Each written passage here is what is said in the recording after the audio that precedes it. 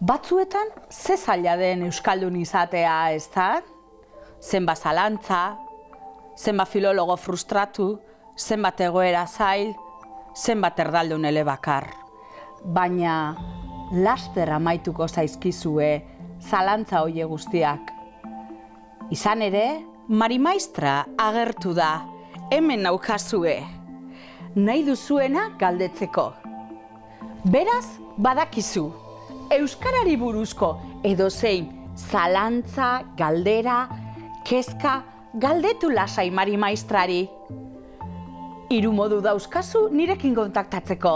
Telefonoz, e-mailez, Twitter bitartez.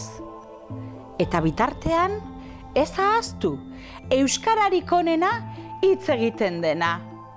Laster arte maitiok. Eta ergatiboaren indarrak harri egin diezazuela.